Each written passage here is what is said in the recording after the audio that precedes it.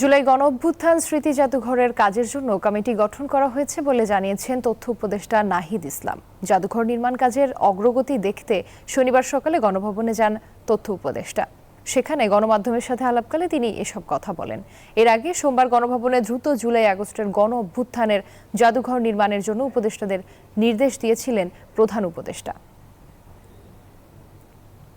আমাদের একটা প্রাথমিক কমিটি তৈরি করা হয়েছে, আর এই কমিটি একটা অ্যাডভাইজারি কাউন্সিল করবে আর পরবর্তীতে অনেকগুলো সাব কমিটি করবে।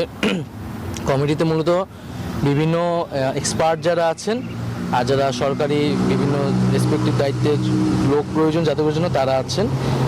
আমরা একটা কমিটি এখানে হচ্ছে কনভেনার হিসেবে ডক্টর এবাদুর রহমান, কিউরেটর, শিক্ষক, লেখক ও ফিল্ম মেকার, উনি এই পুরো কমিটিটাকে হচ্ছে আহ্বায়ক হিসেবে থাকবেন।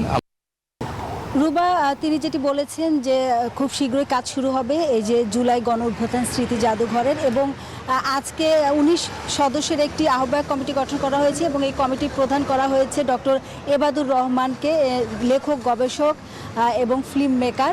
এই যে 19 জন সদস্যকে নিয়ে একটি আহ্বায়ক কমিটি করা হয়েছে। পরবর্তীতে এখানে হয়তো বা ছাত্রদেরকে সংযুক্ত করা হবে বলে তিনি জানিয়েছেন। পাশাপাশি যেটি বলেছেন, তথ্য এবং সম্প্রচার উপদেষ্টা নাহিদ ইসলামের সাথে এখানে ছিলেন প্রধান উপদেষ্টার বিশেষ সহকারী মাহফুজ আলম। তিনি কথা বলেছেন। তিনি যেটি বলেছেন যে এই গণভবনে কিন্তু অনেক স্মৃতি রয়েছে। এছাড়া যে 16 বছর জনগণের উপর ফ্যাসিস্ট আওয়ামী লীগ সরকার যে নিপীড়ন চালিয়েছিল, সেই স্মৃতিগুলো এখানে যুক্ত করা হবে। পাশাপাশি গবেষণার কেন্দ্র হিসেবেও এই গণভবনকে ব্যবহার করা হবে। এছাড়া অভ্যুত্থানের যে বিজয়ের গাথা, যে ইতিহাস, যে ঐতিহ্য, সেগুলো এখানে সংযুক্ত করা হবে। এছাড়া এই যে গণভবন কেন্দ্রিক যে ফ্যাসিস্ট সরকারের যে নিপীড়নের যে ইতিহাস, সেগুলো এখানে যুক্ত করা হবে এবং তারা যেটি বলেছেন যে খুব শীঘ্রই কাজ শুরু হবে। পাশাপাশি যেহেতু এটি একটি অন্তর্বর্তীকালীন সরকার এই কাজটি শুরু করেছেন, সাংবাদিকরা আমরা প্রশ্ন করেছিলাম যে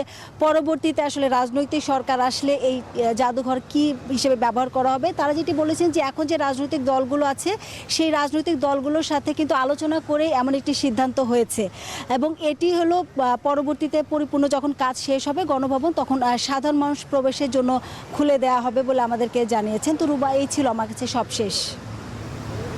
লাবণী, আপনাকে ধন্যবাদ।